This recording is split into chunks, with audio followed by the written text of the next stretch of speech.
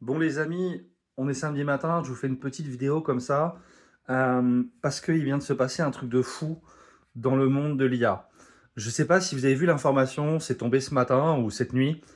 ChatGPT vient de signer un accord avec le département de la guerre aux États-Unis. Je ne sais pas si vous imaginez le délire total. Une intelligence artificielle va demain être au service d'un ministère dont le but c'est de faire la guerre partout dans le monde. Enfin, franchement, c'est délirant. Honnêtement, vous le savez, l'intelligence artificielle, moi j'adore ça. J'utilise tout le temps. Évidemment, je forme sur le sujet, tout ça. Mais ma conviction, ma vision, ça a toujours été que ça doit rester un outil éthique. Et qu'il y a des lignes rouges à pas franchir. Et là, en fait, OpenAI, la maison mère de ChatGPT, vient de franchir cette limite très claire de dire on met notre intelligence artificielle au service de la guerre.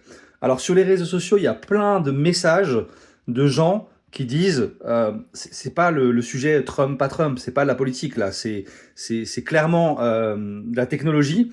Il y a plein de gens qui disent il faut résilier votre abonnement. Et honnêtement, moi, j'ai résilié mon abonnement il y a quelques temps à ChatGPT parce que je trouve qu'il était devenu de plus en plus mauvais dans la qualité de ses réponses et que c'est plus aujourd'hui la meilleure intelligence artificielle.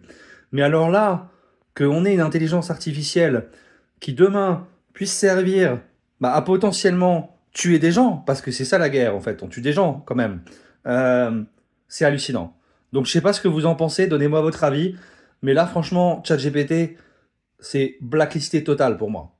Blacklisté total, parce qu'une IA au service de la guerre, là, on n'est plus du tout dans l'éthique, c'est clairement une ligne rouge.